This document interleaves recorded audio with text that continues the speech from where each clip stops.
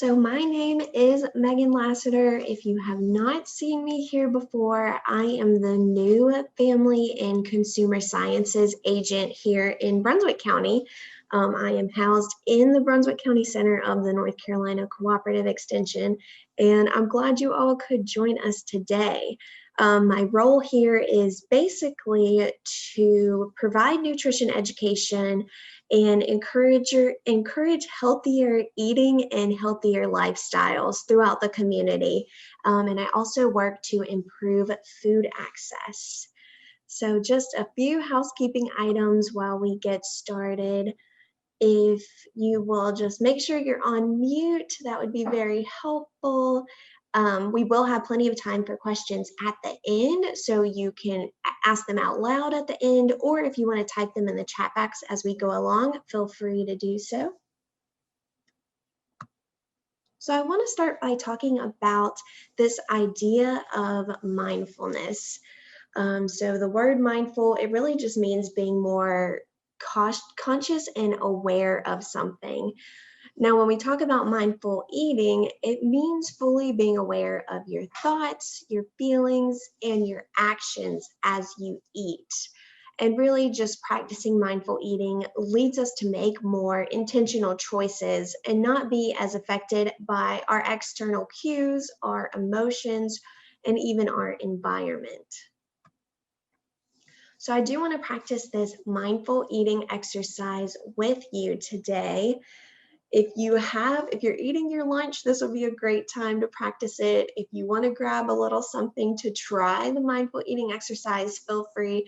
I have my apple here. I'm not going to eat it in front of you on camera, but it's a really good exercise to even practice if you're not currently eating. So first, I'm just going to ask you if you're sitting or standing, just to stand up straight or sit up straight. You don't have to be super stiff, but with better posture than maybe we normally all have a tend to slouch. So first, just notice your breath. Take a deep breath in and out. Now hold whatever food you have in your hand or picture it. And without talking out loud, just thinking to yourself, answer these questions. What do you notice about the food you have? What is the shape of it? What is the color? Maybe squeeze the food a little between your fingers. See if it makes a sound or what the texture feels like. Now, if you feel comfortable, close your eyes and hold the food up to your nose and just smell it. What do you notice about the smell? Does it have a really fragrant smell at all? Now go ahead and put the food in your mouth or take a small bite. Don't chew it yet, just let it sit on your tongue and notice how it feels. Notice the texture, notice the flavor. Now slowly start to chew on your food. Has it changed since you first put it in your mouth? Does the flavor change? Does the texture change? Continue to chew your food as many times as you can and continue to think about those flavors and those textures while they change. Now go ahead and swallow your food and notice how it feels when you swallow it. Now go ahead and open your eyes.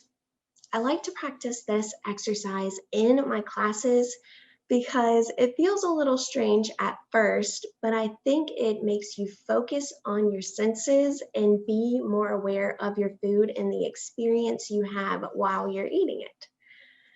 So while this is on your mind, I'm going to go ahead and introduce some more steps or some more ideas to make you focus on this mindful eating during the holidays.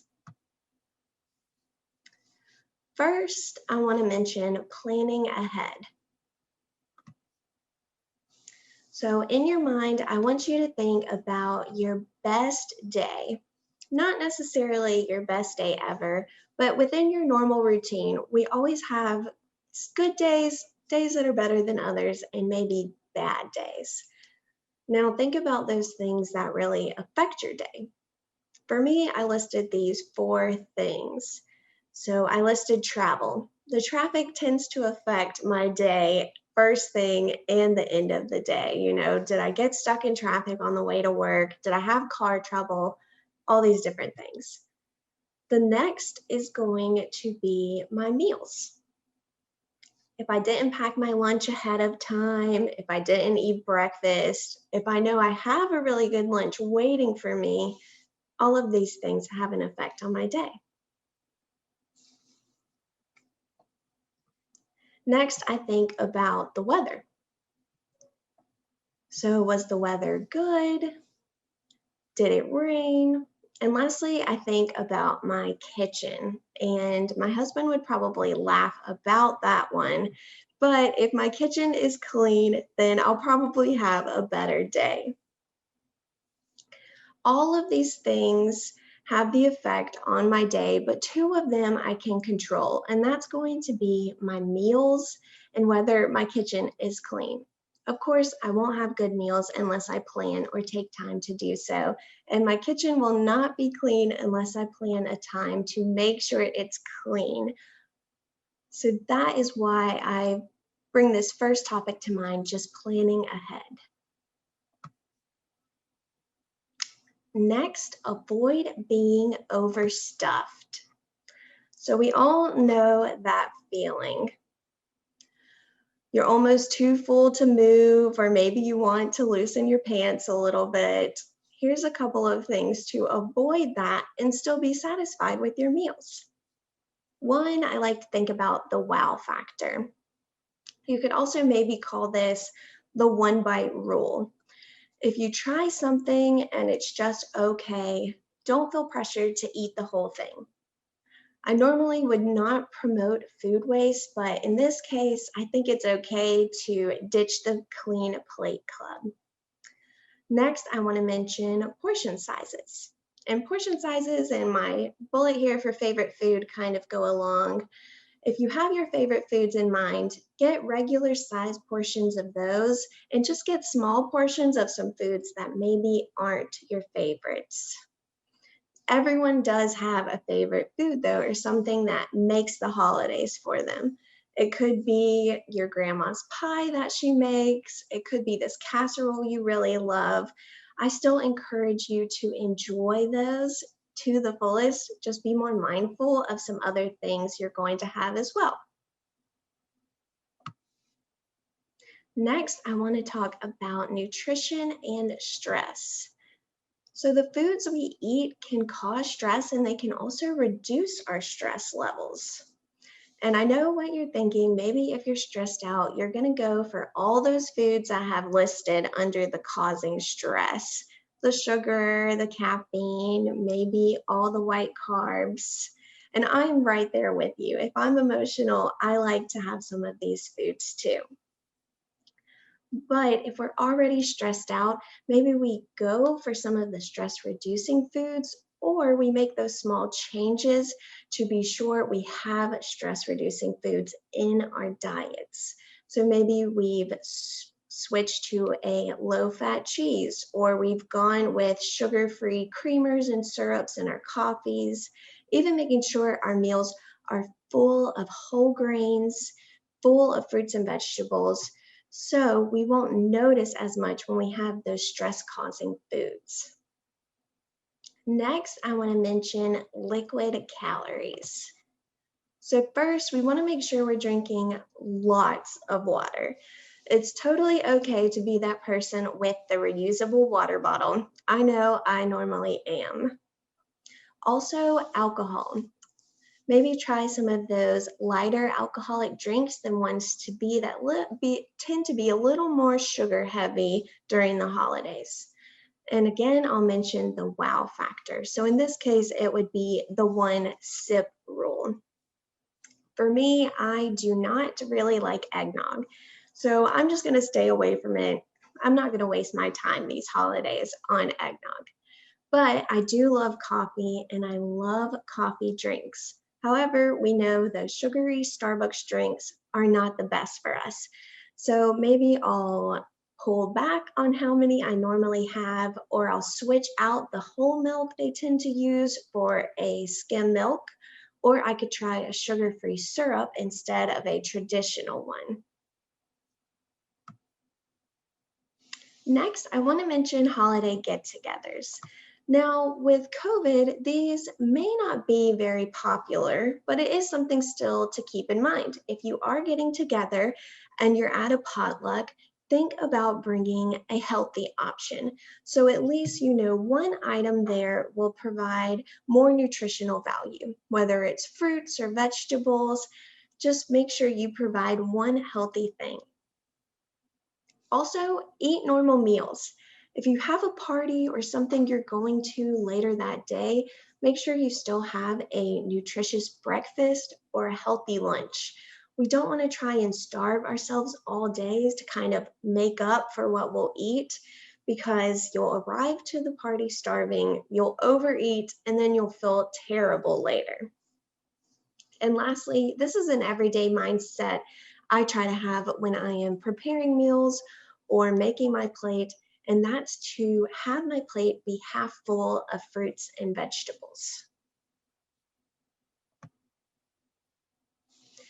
Now, these next steps aren't maybe as related to food, but they are still a way to improve our overall health and continue to improve this idea of holiday mindfulness. So I'm going to mention staying active. This is another thing you have to be intentional about and kind of plan out in your day, but it's so important to just get outside, maybe drag your family along with you, or do something fun you all enjoy. It doesn't necessarily have to be running or high intensity. It could be going for a nice walk. It could be dancing in your living room.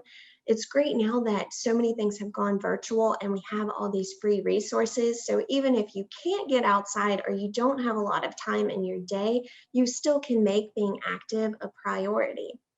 A few other things to still make some more time to move your body throughout the day would be take the stairs instead of the elevator if you're able, parking your car at the back of the parking lot at the grocery store, doing some stretch breaks, doing some movements throughout those commercial breaks if you're sitting and watching a movie, and just try to get as many friends and family members involved as you can, because it will make it more fun. Next, don't forget to sleep. We really are not ourselves when we don't sleep. I know I tend to be a little grumpier, so I always try to prioritize getting enough rest during the holidays as well. If we don't sleep, we actually have an increased risk of getting sick, and that is so important, especially this season, to avoid those germs and that feeling of sickness. Also, if you don't sleep, you are more stressed out, you get more distracted, and you're also craving that caffeine, which we know could increase your amount of stress. And lastly, there's also a link to an increased risk of chronic disease and sometimes even weight gain when you don't get enough sleep. And lastly, just reflecting on what is important to you. This is probably one of my best tips for just being mindful with your eating and throughout your day, is really be appreciative of all the things you already have, letting go of this idea of perfection, and not overcommitting your time for things that aren't a priority to you. I do want to mention some great resources that helped me prepare for this presentation, and I think you'll find a lot more information about nutrition and about being mindful. That's Eat Smart, Move More, Weigh Less, who sponsors the Holiday Challenge. NC State Extension, so of course our office, as well as our website and a lot of other resources within NC State, and also the UNC system and their campus health program. So I'd love to go ahead and open up the floor for questions if you have any about anything I mentioned, questions about the FCS program, or just anything you would like to share.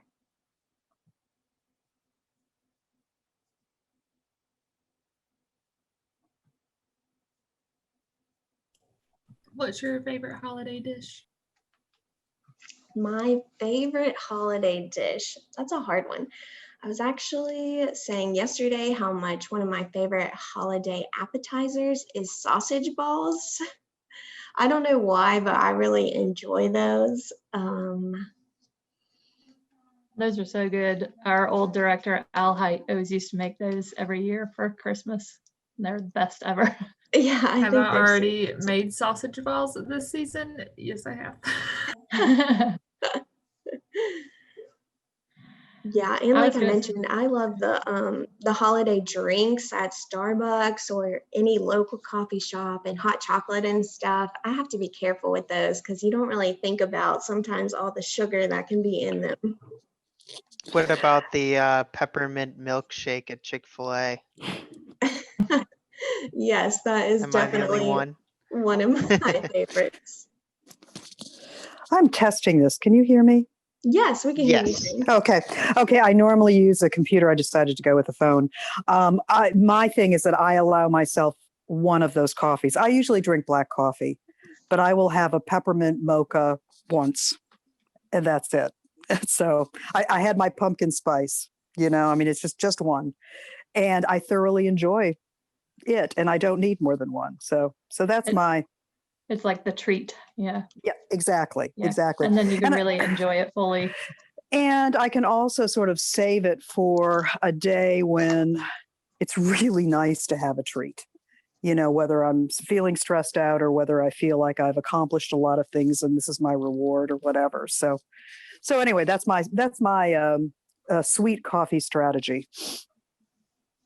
Thanks for sharing. That's a great idea. That's normally how I feel about it too. Sometimes you just have those days. I was going to share last year, a lot of people do a dry January after a very busy, fun holiday season. Last year, I flipped that and I did a dry holiday. And it was really helpful because, if you have 1 or 2 glasses of wine, suddenly, I eat a lot more when I have, some wine. And it was hard because it's very social. But I felt so much better by the time New Year's Eve was over. And so anyway, I would suggest it to anyone who was looking to make it through the holidays and feel better at the end of it. It was quite helpful. That's a great suggestion, Amy. Thanks for sharing that. I've never really thought of that before. I did meet yesterday with the Brunswick County Retired School Personnel Group, and I believe Miss Jeanette is here today. And we talked about added sodium, so salt in our diets. And, I mentioned to them, they had asked about seafood, tends to be a little saltier, or maybe we add more salt to it. Some suggestions to kind of counteract that would be pick other items that aren't as salty. So if you're going to be eating shrimp, it comes with cocktail sauce a lot of times. So if you can, maybe choose a lighter cocktail sauce or something else that isn't as heavy to kind of counteract the amount of salt you'll already have. And be sure to drink lots of water because that always helps.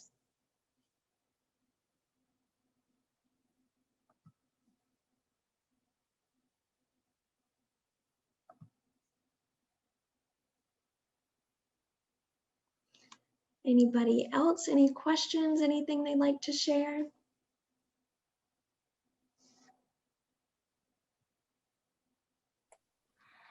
Well, it was a nice presentation. I enjoyed it, and you are a very good presenter. Oh, well, thank you, Paul. I appreciate that. For anybody that isn't involved with cooperative extension already, if you have a group or yourself or your organization that's interested in nutrition education, we offer a wide variety of programs. I put my email address up on the screen, so feel free to contact me and we can surely keep you in the loop with all of the different programs we have going on, or talk about setting up a program with your organization.